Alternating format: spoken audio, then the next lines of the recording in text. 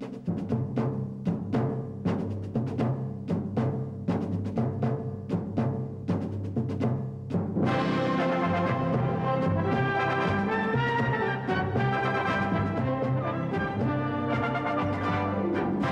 the four corners of the earth and the far corridors of history.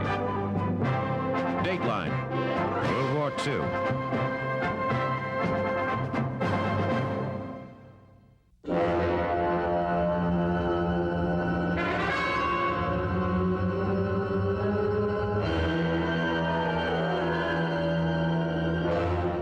January 1933, Berlin. President Paul von Hindenburg names Adolf Hitler the leader of the National Socialist German Workers' Party to the position of Chancellor. Hitler and the Nazis, as the National Socialists are known, have risen to power on a platform of extreme nationalism and anti-communism, coupled with common street thug violence to silence their critics. They have succeeded largely because Germany, historically one of the world's most powerful, vibrant nations, is now largely a basket case. The worldwide economic depression has had magnified effects here because of the severe reparations forced on the German people at the end of World War I. The Treaty of Versailles, which ended that war, led to hyperinflation and rampant unemployment. The effects of the treaty go far beyond the destruction of the German economy, however. It prohibits Germany's having a strong army, bans their air force, and reduces their navy to a mere shadow of the navies of other European powers. Many Germans, unreconciled with the surrender in 1919, believe that Germany should still be the dominant power in Europe and cannot accept her subjugation at the hands of the Western Allies. Particularly galling is the humiliation of Germany by France, a longtime rival. This underlying dissatisfaction, coupled with the ineffectiveness of the current government, has created a ripe environment for the growth of ultranationalistic groups bent on the destruction of Weimar Germany and the resurrection of German dominance. It is to this sentiment that Adolf Hitler has appealed.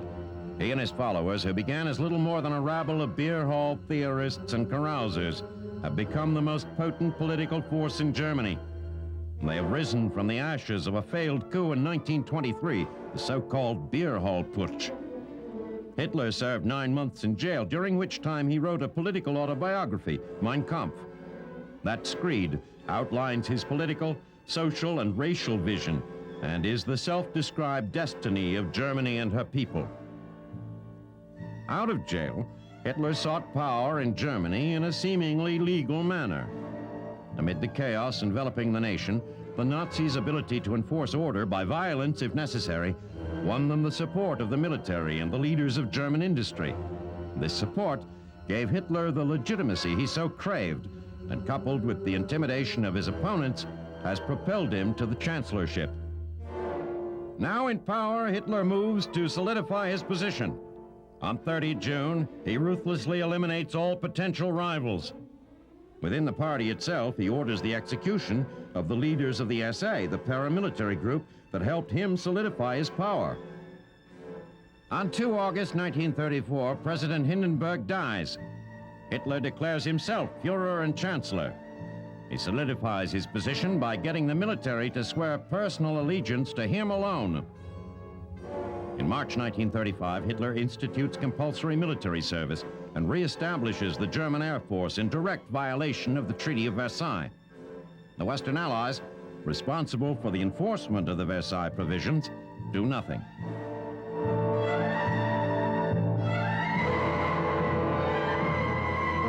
In March, Hitler issues the Nuremberg decrees, greatly increasing the discrimination and persecution of Germany's large Jewish population.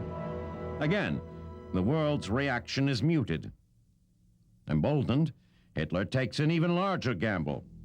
In March 1936, against the advice of his own generals, he sends German troops back into the Rhineland, a region historically a part of Germany that has been demilitarized as a buffer zone with France.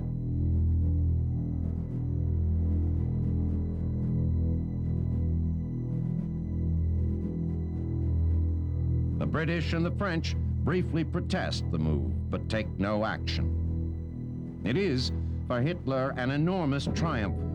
In this single stroke, he establishes his supremacy over his generals, rallies the German masses behind him, and most importantly, cows the Western Allies.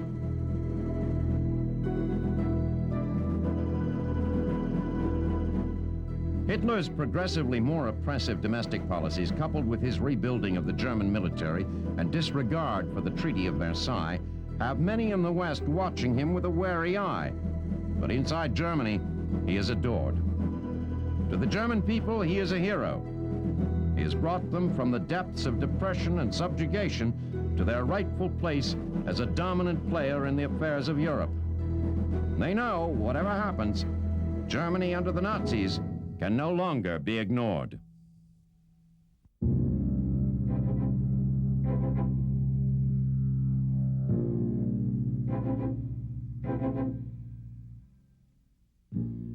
February 1938, Berlin.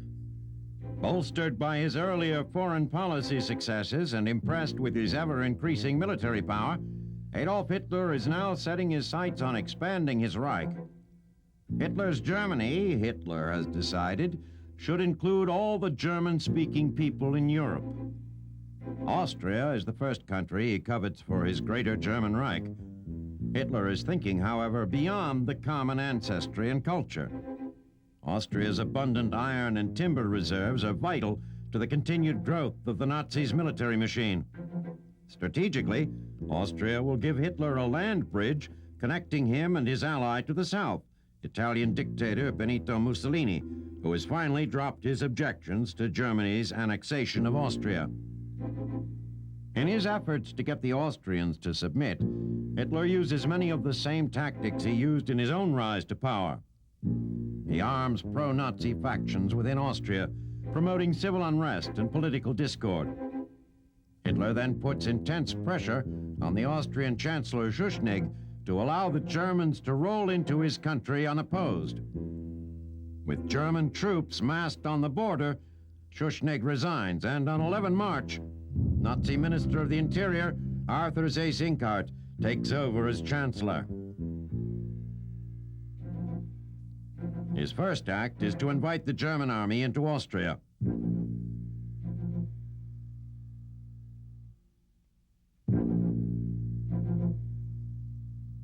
By noon of the 12th, Nazi stormtroopers are marching through the streets of Vienna. The Germans are greeted with great enthusiasm by the Austrian people, who have come to think of themselves as Germans. The streets are lined with cheering crowds. Nazi banners and Heil Hitlers fill the air.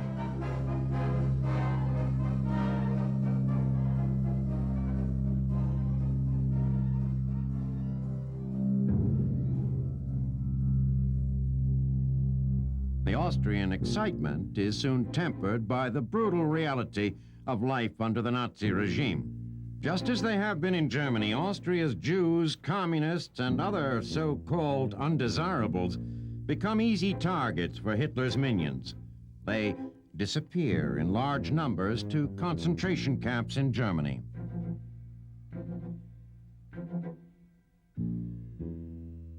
Once again, as in his remilitarization of the Rhineland, Hitler's gamble pays off. The British and French protest the annexation, but take no further action against him.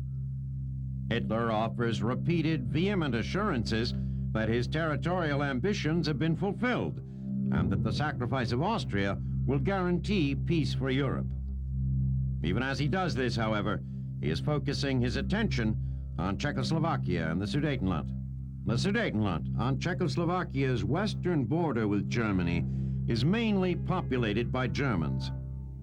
Here, the Czechs have constructed an extremely well-fortified defensive line that Hitler has no wish to confront. So, once again, he uses racial rhetoric and bullying tactics to achieve his goal. In mid-September, Hitler informs British Prime Minister Chamberlain he intends to secure self-determination for the Sudeten Germans and stop what he says is Czech mistreatment of the German minority. Chamberlain, whose only priority appears to be avoiding war, convinces French Premier Édouard Daladier to go along with Hitler's plan to annex the Sudetenland. With pressure mounting from all sides to give in to the Germans, the Prague government agrees to Hitler's demands. Chamberlain informs the Fuhrer of this. Hitler, in return, ups the ante. He now insists that some 8 million Czechs relocate for the convenience of 250,000 Sudeten Germans. He also insists that they leave behind all their military and agricultural goods.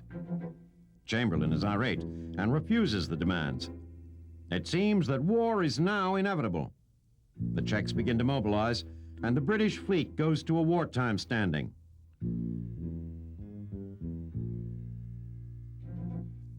On 19 March, Chamberlain and Daladier fly to Munich to meet with Hitler and Mussolini to try to reach a last-minute agreement and avert a war.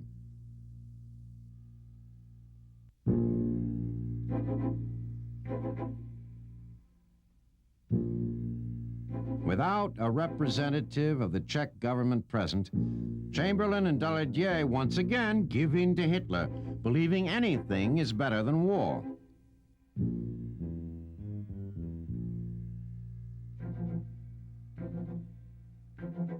Chamberlain returns to jubilant crowds in England, declaring that the Munich Agreement means peace for our time. This morning, I had another talk with the German Chancellor, Herr Hitler. And here is the paper which bears his name upon it as well as mine. We regard the agreement signed last night and the Anglo-German naval agreement as symbolic of the desire of our two peoples never to go to war with one another again. While the majority of the English are thrilled that war has been avoided, there are those who warn that appeasing Hitler is an unwise and dangerous practice. Chief among them are First Lord of the Admiralty Winston Churchill and former Foreign Secretary Anthony Eden. Stopping him now, they argue, will be far less costly than waiting until his military might is grown, and that giving in will only prove to Hitler that the West lacks the will to confront him.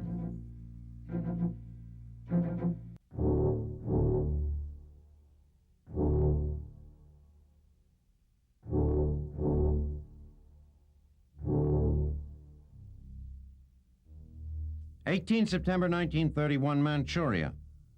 The Japanese army, without the approval of its own government in Tokyo, pours into the northern Chinese province after the Japanese-owned railroad is sabotaged near the city of Mukden. Chinese resistance is light and disorganized. By early 1932, the Japanese are firmly in control of the province. The lack of Chinese resistance is in large part due to the bitter civil war engulfing the country. Generalissimo Chiang Kai-shek's nationalist forces are battling the rebel communists led by Mao Zedong. The Generalissimo is more concerned with fighting Mao than facing the Japanese forces in the north. In February, the Japanese declare Manchuria independent and install the puppet state Manchukuo. The League of Nations condemns the move, but is too weak and fractured to do anything about it.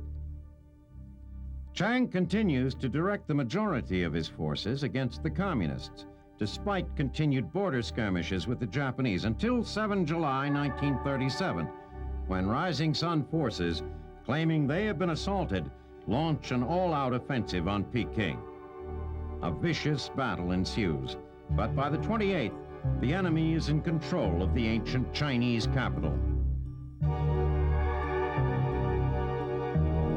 On 13 August, Japanese land, air, and naval forces launch an assault on the vital central coastal city of Shanghai, throwing 200,000 troops against the city. The Chinese resist fiercely for nearly 3 months, until 8 November, when the Japanese wrest it from their control.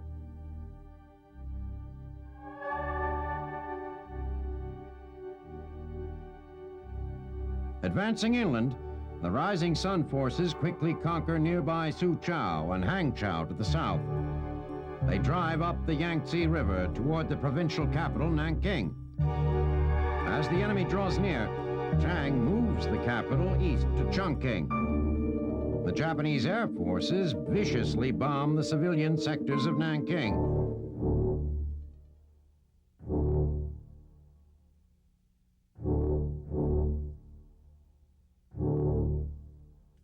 Their army routs the undertrained, outgunned Chinese defenders. The fall of the city on 13 December sparks a wave of atrocities by the victorious Japanese. Troops rape thousands of Chinese women and force thousands more into sexual slavery. Some 40,000 Chinese civilians are tortured and killed. Women and children are buried alive. The world is outraged and condemns this rape of Nanking. Throughout 1938, the Japanese advance continues. They drive south toward the Yellow River.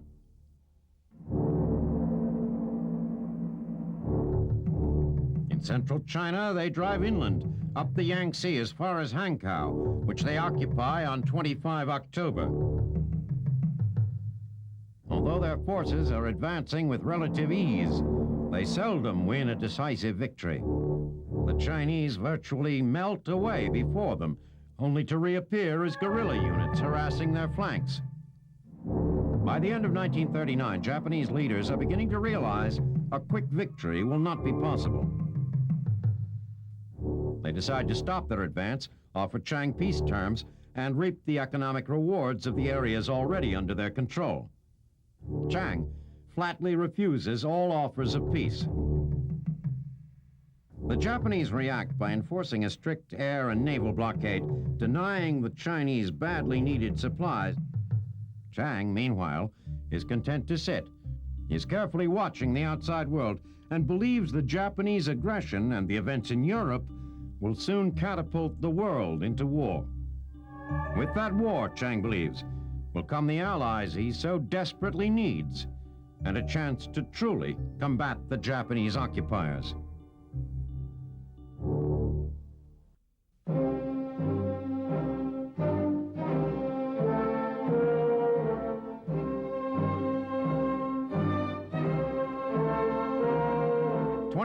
August 1939, after months of secret negotiations, the world is stunned as Germany and Russia announce they have signed a treaty of non-aggression.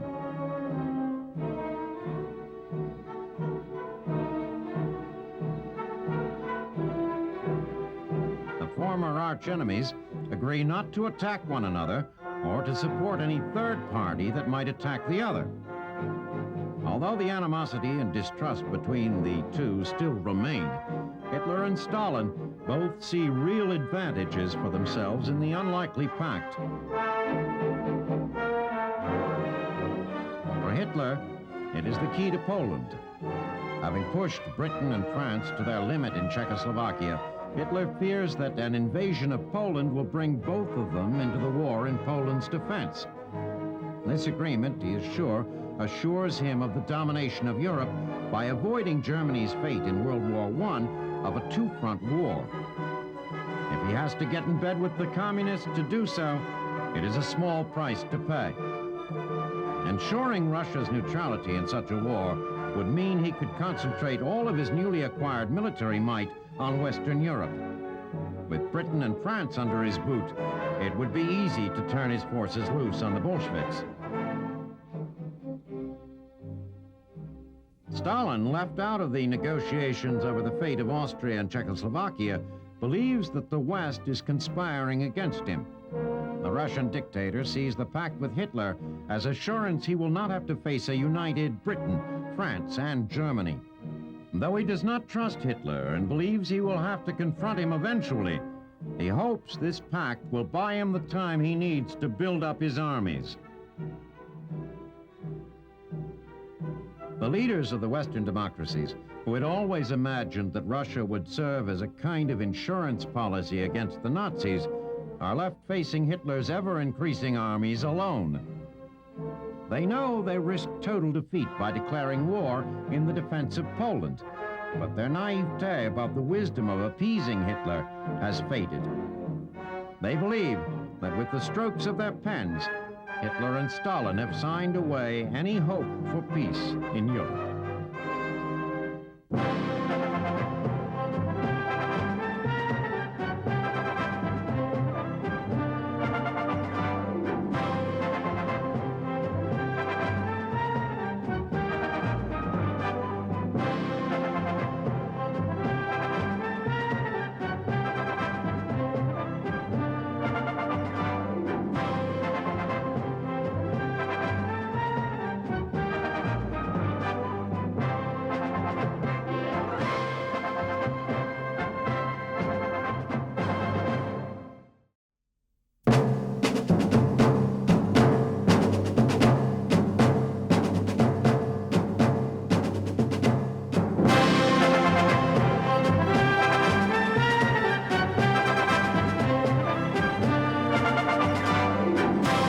Four corners of the earth and the far corridors of history.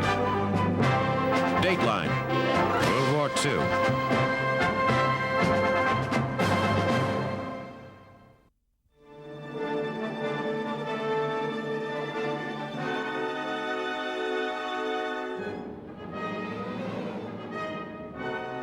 September 1939. In the pre-dawn hours, the tenuous peace that has settled over Europe since 1919 is shattered as German forces smash across the Polish border. The attack is in response to a supposed Polish raid into Germany. That incursion, near the town of Gleiwitz, was, in fact, staged by Nazi agents in Polish army uniforms. Hitler feigns outrage and launches what is certainly the biggest counterattack in history, 53 divisions in all. Poland is a plum ripe for the picking. Forming a round salient in the west, it is trapped between two massive German pincers to its north and south.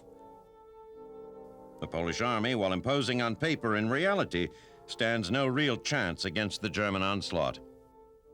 The speed with which the German forces sliced through the Polish defenses is astounding.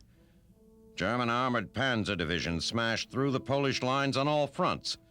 The Luftwaffe pounds the roads and railroads, making reinforcement impossible.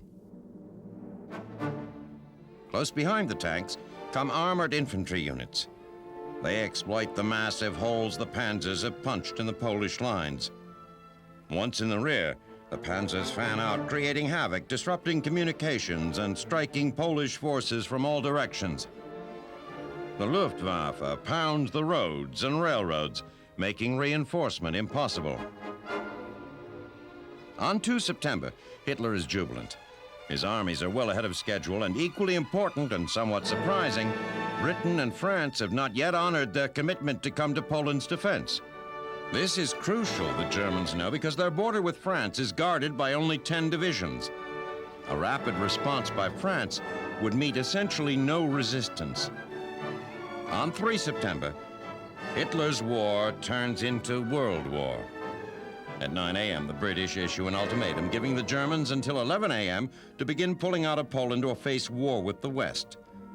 Hitler ridicules the demand and orders his forces to continue their advance.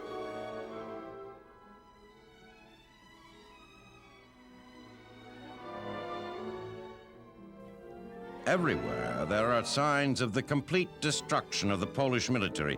Smashed guns, dead men and horses, thousands of bewildered prisoners. On the 17th, the reeling Poles get a knife in the back. Russian Premier Joseph Stalin, wanting to get his share in the spoils of Poland, sends Red Army forces pouring across Poland's undefended eastern border. By the 19th, Polish resistance is unorganized and sporadic. Units who stand their ground and fight are surrounded and decimated. Those who try to withdraw and regroup face annihilation by the murderously effective Luftwaffe. Desperation turns to panic as the Poles realize there is nothing the Western powers can do to protect them from the bloodthirsty dictators. By 27 September, Warsaw is forced to surrender. A Polish government in exile is formed in Paris. Western leaders, who declined to stop Hitler when he was weak, now must face the reality of Nazi strength. It is too late for Poland. Now they must be concerned with the day they themselves will inevitably have to face the Nazi onslaught.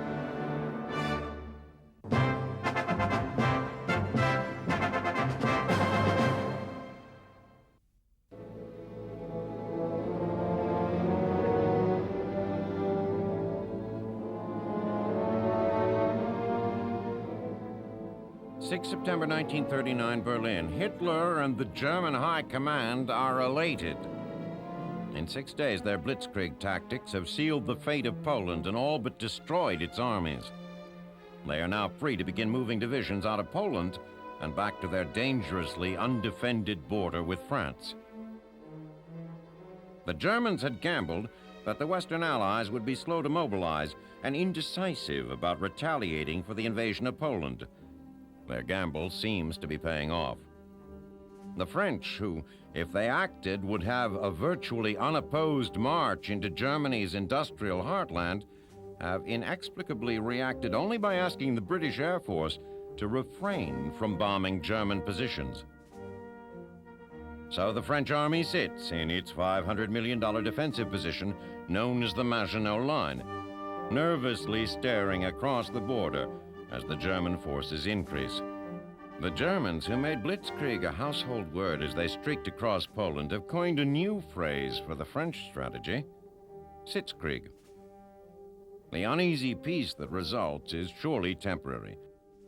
While there is little visible activity at the front, in Berlin there are major changes in the long-standing plan for the invasion of France. The original called for the German armies to pour through Belgium as they had in 1914. But General Fritz von Manstein puts forth a daring new plan. It calls for a diversionary attack in Belgium to be followed by the main German thrust through the heavily wooded Ardennes, south of the French-Belgian border. Von Manstein believes that Allied armies rushing north to meet the initial threat can be cut off by the main German force and annihilated. On 10 May 1940, the plan goes into effect. Army Group B, under the command of General von Bach, plunges into Belgium and Holland. Allied troops flood north to meet the thrust, their leaders failing to recognize the fact that the Luftwaffe, which had been so successful in cutting off reinforcements in Poland, makes little attempt to impede the progress of British and French armor units. Meanwhile, General Gert von Rundstedt's Army Group A, consisting almost entirely of armor and mechanized infantry units, sweeps into the Ardennes. By the 12th, Army Group A has reached the Meuse on a broad front from Dinant in the north to Sedan in the south. Believing the Germans will need 5 or 6 days to concentrate their forces for a river crossing, the French fail to recognize the grave threat to their flank. On the 13th, 1,000 Luftwaffe planes strike the French Second Army opposite Sedan. The diving Stukas strike terror in the French defenders, who abandon their artillery positions for their trenches. With the cessation of French fire, General Heinz Guderian's mechanized infantry forces easily ford the Meuse and establish a bridgehead. On the 20th, a mere 10 days from the start of the campaign, Guderian's forces reach the English Channel at Abbeville. The German plan has worked brilliantly. The Allied armies in the north are now surrounded on 3 sides with their backs to the sea at the French port of Dunkirk. With Guderian driving up the coast from the south and Army Group B pushing from the north and east, the destruction of the British Expeditionary Force and the French and Belgian units with them seems to be but a matter of days. The English people, hearing of their army's plight, mobilize in a last-ditch effort to save their men on the coast of France. On 1 June, a desperate flotilla, made up of every available ship from the largest liner to the smallest fishing boat, begins the treacherous trip across the Channel. With the RAF providing what cover they can, the ships come in as close as possible under heavy German fire.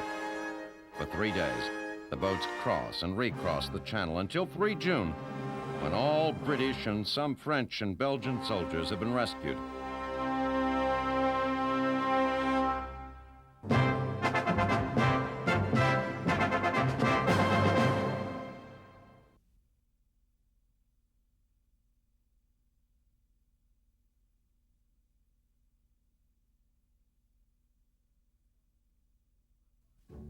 On 5 June, with northern France in their control, the Germans begin the second phase of their offensive.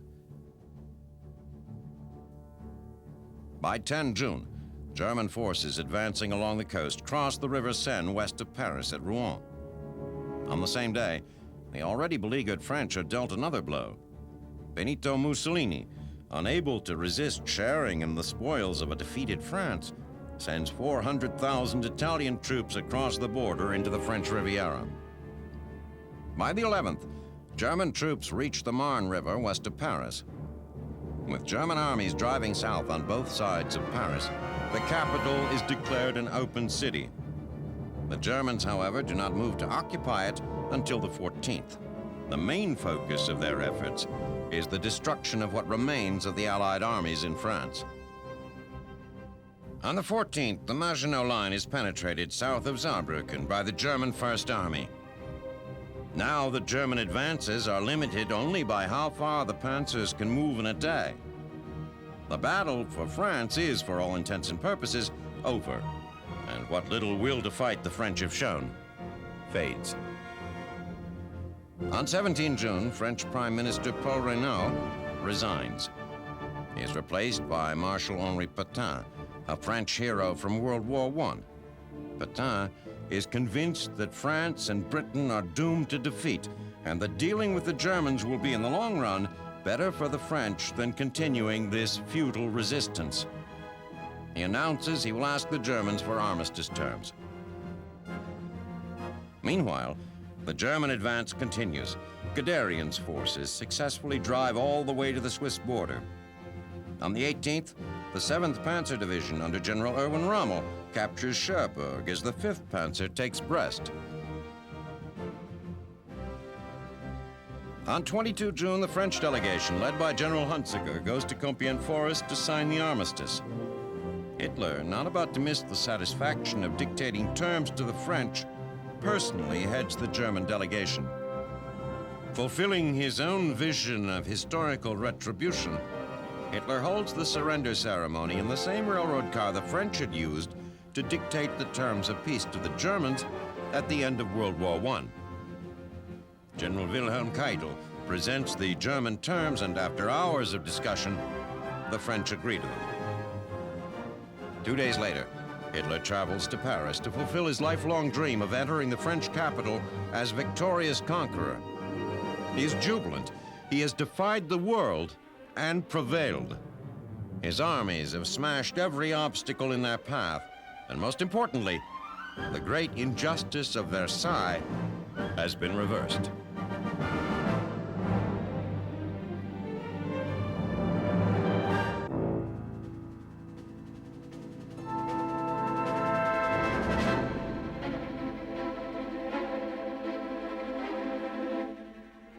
July 1940. With most of continental Europe in his pocket, Adolf Hitler now turns his attention to Operation Sea Lion, the pending invasion of England. He issues a directive ordering Hermann Goering's Luftwaffe to drive the RAF from the skies, establishing the air supremacy that will be necessary for a large-scale crossing of the English Channel. Throughout July, the Luftwaffe concentrates its attacks on British shipping in the Channel. Though the attacks are destructive, there is no concerted effort to gain air superiority. On 13 August, Goering's forces begin their all-out offensive to crush the RAF. Calling it Aldertag, or Day of the Eagle, the Germans send their bombers, escorted by Me-109s and Me-110s, to strike British industry and port facilities. On the first day, they fly over 1,500 sorties. The attacks continue day after day. Goering throws everything he has at the British. While the Luftwaffe does inflict enormous damage, the RAF is far from being driven from the skies. Day in and day out, they get the better of Goering's supposedly superior pilots. The RAF has several distinct advantages over the Luftwaffe. First, they are fighting over their own territory. Fuel reserves aren't nearly the concern to them, they are to the German pilots flying from the continent. British pilots who are shot down parachute to safety and, in many instances, are back up fighting the same afternoon. Germans end up in POW camps. Another factor working in the RAF's favor is their use of radar. They can see the German air fleets forming up over France and direct their forces accordingly. While the Germans understand the technical aspects of the radar system, they have yet to grasp the enormous tactical advantage it gives the British, and Goering personally removes British radar sites from the German target list. As the attacks continue, the British people rally behind their protectors in the RAF. Prime Minister Churchill on 20 August comments that never in the course of human conflict was so much owed by so many to so few. Indeed, it seems the brave pilots of the RAF are doing what no one has done to date, stopping Hitler. The German attacks, however, are taking their toll. Many of the British airfields are knocked out of commission, and by 31 August, the RAF's situation is critical. On 7 September, British authorities issue an invasion warning to the populace. On the same day, the Germans, not knowing how close they are to bringing the RAF to its knees, change tactics. Instead of continuing to target airfields, the Germans decide to start bombing London and other major civilian populations. Night and day, the Germans pound the cities, causing enormous damage. But instead of breaking the will of the people, it solidifies them. By mid-September, the RAF is recovered and is contesting the Germans fiercely. In Berlin, Hitler realizes that with winter coming on and Goering far from achieving his promised goal of air superiority, any plan for an invasion of Britain will have to wait. On 17 September, he postpones Operation Sea Lion. The Führer's plans to invade and conquer, for the first time, have been thwarted.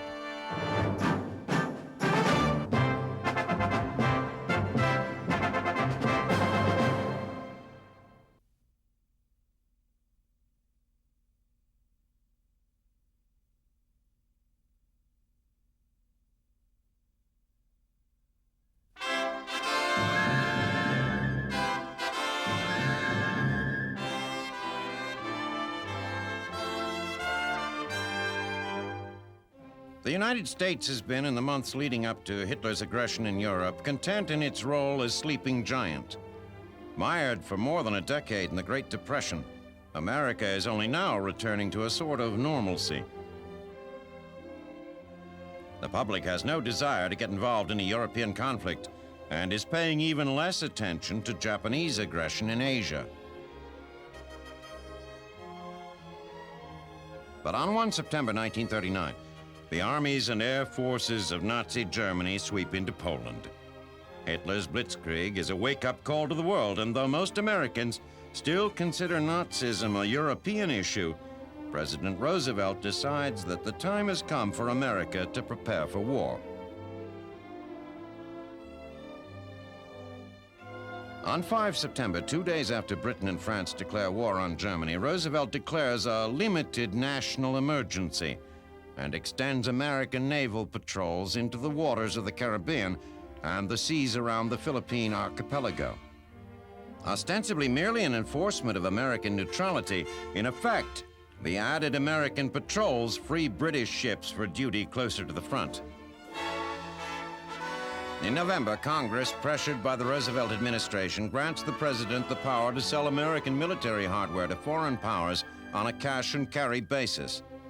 Overnight, Great Britain becomes America's largest customer, buying 95% of America's aircraft exports and 90% of its munitions and explosives. Roosevelt also begins a domestic program of increased production with an eye toward war. He calls for an increase in production of aircraft to 50,000 a year. That number is so outlandish that Hitler's Minister of Propaganda, Joseph Goebbels, claims that Roosevelt is bluffing, and the Führer takes time from his busy schedule to pronounce FDR mentally ill. Across the full range of military hardware, factory output skyrockets. Production of fighter aircraft doubles in less than a year. The number of Garand rifles, the mainstay of the infantry, rises more than 300%. and production of tanks, which would be key in any attempt to stop Hitler's fast-moving armor columns, jumps an incredible 1,300% in a single year. This action by Roosevelt is not without political risk. 1940 is an election year, and Roosevelt is running for an unprecedented third term. Opinion polling, a young and inexact science, shows that even after the invasion of Poland, barely 7% of Americans believe it is wise for the United States to get involved in the war. Obvious to the president, however, is the tide of conflict currently rising all around the United States. There seems, in the president's view, little chance that the United States will be able to remain at peace while the rest of the world slips into war, and Congress has moved slowly into agreement with the president. By mid-1940, Congress approves the money necessary to build 200 warships, enough to put fleets in both the Atlantic and Pacific Oceans. Finally, on 16 September 1940, Congress approves the Burke-Wadsworth Bill, the first peacetime draft in American history. Whether the public is willing to pay that price for what is still seen as a foreign conflict remains to be seen. The eventual tenor of public opinion will, in large measure, be decided by the aggressors. Their actions alone will prove whether Roosevelt's build-up is necessary or an overreaction.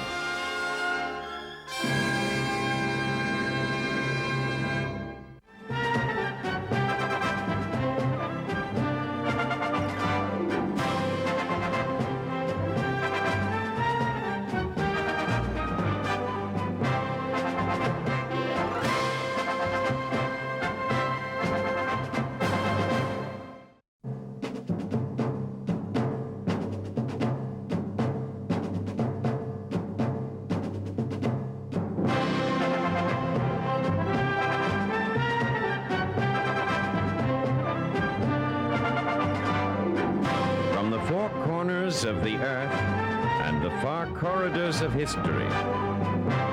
Dateline, World War II.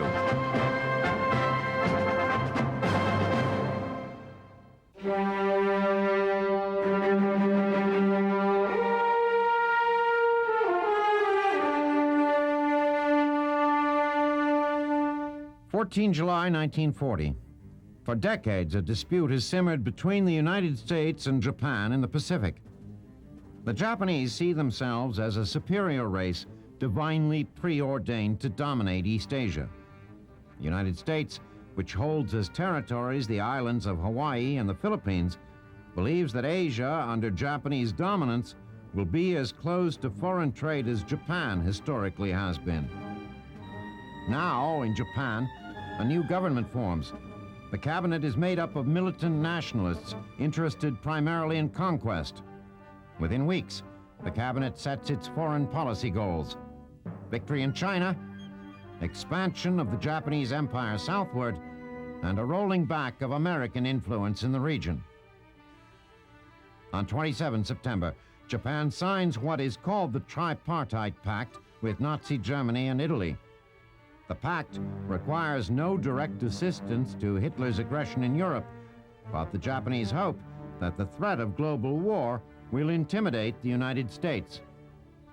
What the pact does, in fact, is contribute to an anti-Japan backlash in the United States. President Roosevelt extends loans to China so that it might more effectively fight the Japanese invaders, and makes no secret of his willingness to fight to protect American interests in the Philippines. At the same time, in their quest for expansion, the Japanese attempt to extort strategic minerals from the Dutch East Indies. If the East Indies don't pay tribute of oil and aluminum-rich bauxite, Japan will invade the islands. There are those in the Japanese government who believe that an invasion of the East Indies might provoke an American response. The militarists in the cabinet order a large intelligence operation directed against the American Pacific Fleet, designed to track ship movements and capabilities.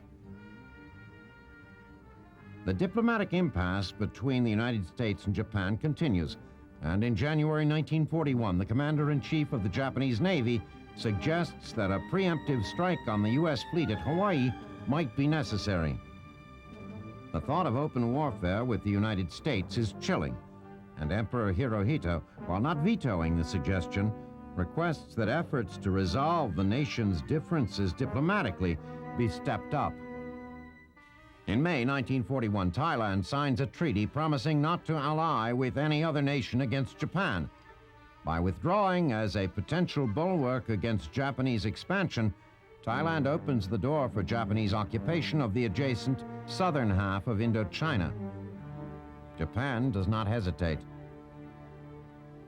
Japanese military preparations for all-out war continue through summer and fall 1941.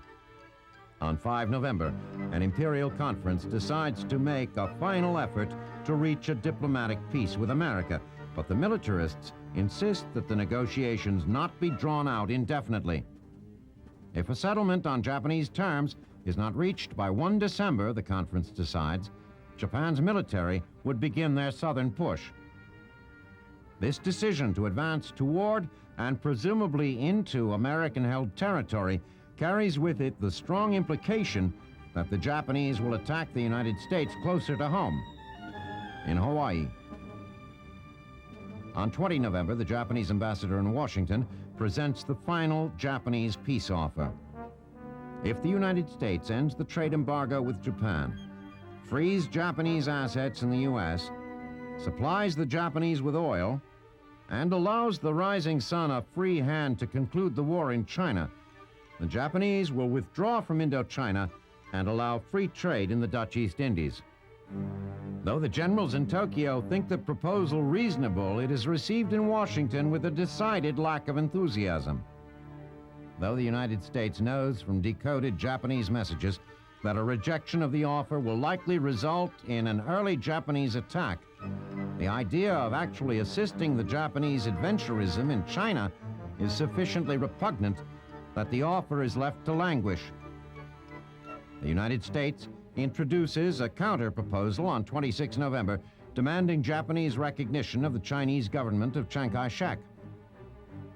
On 1 December, as the United States awaits a reply from the Japanese government, the Japanese embassy in Washington receives a chilling message. The diplomats are ordered to burn documents and destroy cryptographic equipment.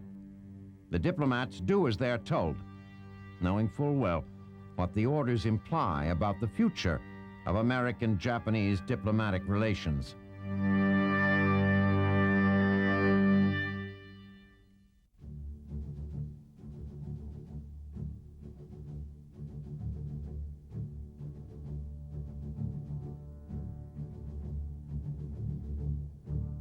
December 1940, British units in Egypt launch an offensive against the Italian 10th Division. The ensuing battle is a rout. The undertrained, poorly led Italian troops are easily overrun, and within a matter of hours, 38,000 have been wounded, captured, or killed. English casualties number less than 700. The British continue to drive west in hot pursuit of the retreating Italians. By 22 January, they take the key deep-water port of Tobruk. The Italians retreat in such disorder, they leave behind a seawater distillation plant, essential to fielding an army in the harsh Libyan desert. Having occupied Tobruk, the English strike inland in a daring 200-mile cross-desert thrust to Beta Foam, successfully cutting off the reeling Italian 10th. For England, it is a much-needed victory. After the crushing blow they sustained in northern France and the daily doses of devastation delivered to their cities by the Luftwaffe, they have now given the invincible Axis a taste of its own medicine. In Berlin, Hitler is quickly becoming disgusted with his Italian counterpart, Benito Mussolini. Mussolini had assured him that Italian troops could defeat the British in Egypt without help from the Wehrmacht. Now, far from being beaten, the British are driving into central Libya, threatening German plans for the invasion of Greece. The Fuhrer tells Hermann Goering to ready his Luftwaffe for duty in North Africa and enlists the services of the young Major General who had proven so effective in northern France, Erwin Rommel. Given command of the newly created Africa Corps, Rommel arrives in Tripoli on 12 February and immediately begins preparations to turn the tide back in favor of the Axis. Both the German and British high commands expect Rommel to maintain a defensive position, a mere check on the British drive to the west. Rommel has other ideas. Instead of viewing the harsh Libyan desert as a hindrance to combat operations, he believes the vast open space offers tremendous opportunity to those bold enough to take advantage of it. On 24 March, the British, who believe it will be mid-May before Rommel is in a position to strike, are caught off guard by a heavy raid near El Alghilah. Rommel, sensing that this is his moment, disobeys Hitler's orders to remain on the defensive and launches an all-out attack. Rommel's strategy proves to be devastatingly effective. The vastness of the desert allows his panzer units to utilize their mobility to an unprecedented degree.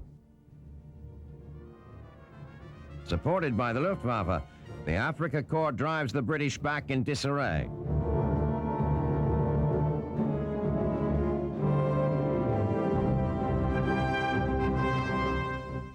Having surrounded Tobruk, Rommel continues driving west until mid-April, when overextended supply lines force him to halt his drive near the Egyptian border. In 1 month, the Desert Fox, as his opponents have begun calling him, has retaken what it took the English army 4 months to gain. In mid-May, the British mount a counteroffensive designed to relieve the defenders of Tobruk, who are still surrounded by the Germans. Positioning his defenses in Halfaya Pass, Rommel uses 88mm anti-aircraft guns to destroy the advancing British armor before the tanks are close enough to return fire. Once again, the English taste defeat. Tobruk causes no end of grief for Rommel as well. Both he and the British realize the port is crucial to a continued German drive into Egypt. Throughout the summer, Rommel attempts to crack the city's defensive ring, but with no success. Although the desert is ideal for Rommel's armored warfare tactics, its hot, barren landscape makes supporting his army a nightmare. Ammunition, food, water, all are in short supply. His choice is simple: take Tobruk or withdraw. On 18 November, the British, who have been resupplied and reinforced, launch another offensive to relieve the besieged port city. The fighting is savage, the conditions brutal, yet despite suffering heavy losses, English forces break through the German ring and reach the city on 27 November. Rommel, realizing he cannot continue to fight without access to the sea, decides to withdraw. Although the British have secured Tobruk, they realize Rommel is far from beaten. The Desert Fox has proven himself a sly and dangerous enemy, and it is obvious his withdrawal is no chaotic retreat. It is rather a tactical maneuver. He is merely biding his time, waiting for the right moment to renew his assault and finish the job of driving the Allies from North Africa.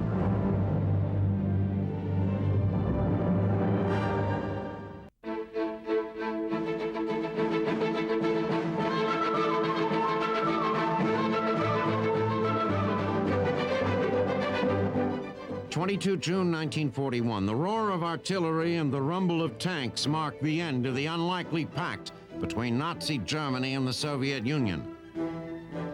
As he has before, Adolf Hitler unleashes his Blitzkrieg on a nation with which he is supposedly at peace. Known as Operation Barbarossa, the German offensive into Russia is the largest in history. 3 million men pour through massive holes punched by panzer divisions in the Russian defenses. The German offensive is divided into 3 wings. The main thrust of the attack is given to Field Marshal von Bach's Army Group Center. They are to drive east in a giant pincers movement towards Smolensk, entrapping and crushing large elements of the Red Army. With this done, they are to push on to Moscow and raise the Nazi banner high above the walls of the Kremlin.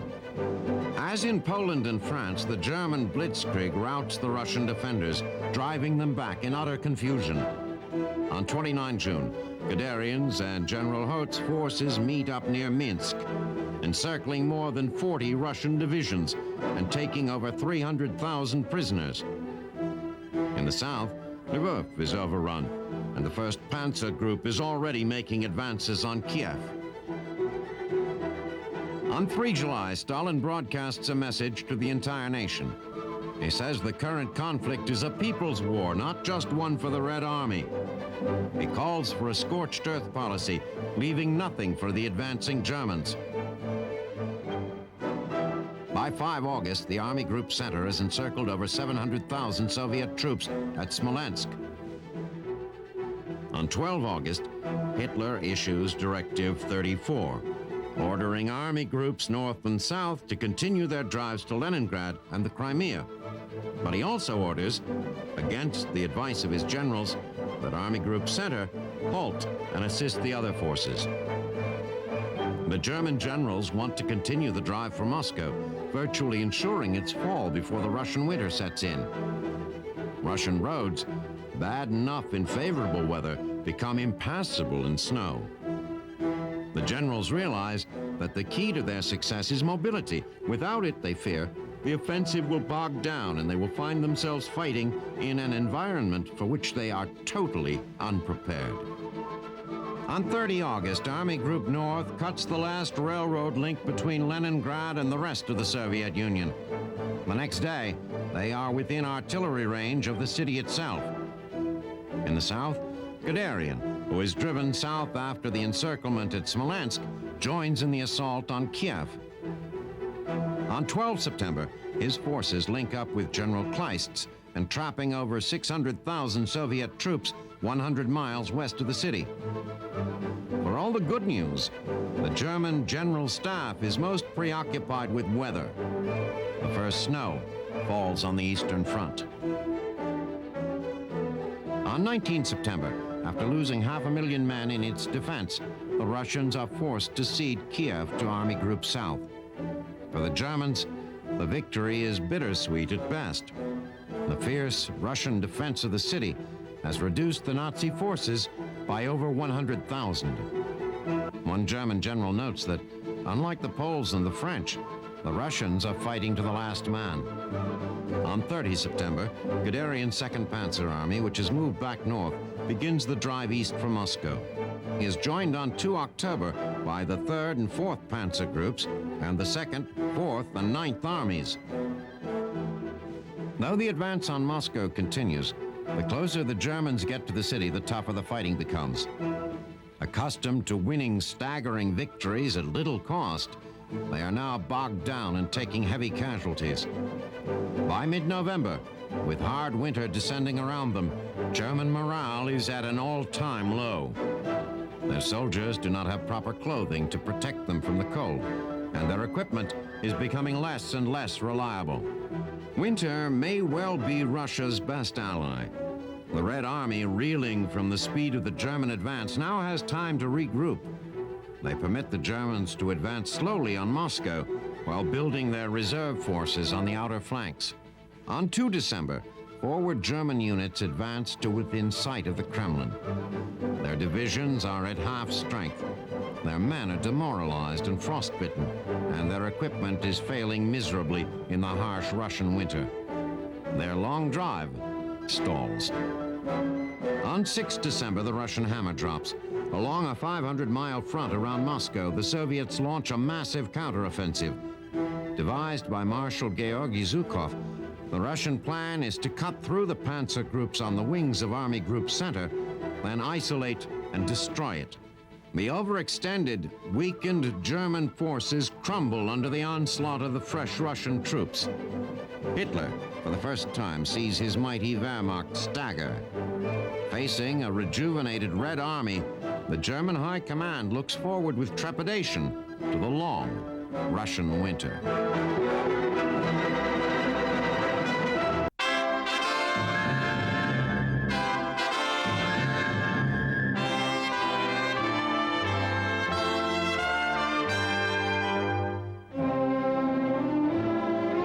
June 1940, British Prime Minister Winston Churchill, following massive loss of war materiel at Dunkirk, turns to the United States for assistance. The American War Department sells Britain over $43 million worth of supplies: guns, planes, ammunition, trucks, all the tools of war. Under the cash and carry policy in place since 9 November 1939, the British must pay for the goods before using them in their battle against Germany. Within a few months, however, the war effort depletes the British exchequer to such a degree that they no longer have the cash to replace the precious materials being so rapidly consumed in the war. Britain's resistance to the Nazi plague sweeping across Europe is in danger of faltering for lack of sustenance. In his fireside chat on 17 December, President Franklin Roosevelt states his intention in the strongest terms yet to assist Britain's war effort. He changes the cash and carry policy to lend-lease, providing weapons and munitions without demanding immediate payment. Roosevelt argues that were his neighbor's house on fire, he would immediately loan his garden hose without demanding payment beforehand. It is not simply a matter of watching out for one's neighbor, but of preventing the spread of fire to one's own house. Nearly 3 months of heated debate in Congress follows, and on 12 March, Roosevelt's Lend-Lease proposal becomes a reality. The president now has the power to manufacture, sell, lend, transfer, lease, or exchange any war material to the government of any country whose defense the president deems vital for the defense of the United States. On 27 March, Congress authorizes the first appropriation for Lend-Lease, providing Britain instant access to $7 billion in American goods. The British are ecstatic. Churchill proclaims Lend-Lease an inspiring act of faith, a monument of generous and far-reaching statesmanship, as well as the most unsordid act in history. In the United States, Lend-Lease provides 2 mammoth challenges. The first is the task of moving hundreds of thousands of tons of material across the ocean. The second, and more serious challenge, is in producing it. Even with factories running around the clock, not enough tanks, planes, and guns can be forged to fully meet Roosevelt's demands for both increases in American strength and exports. As industry gears up, many are left wondering if war comes to America, will America have the ability to fight?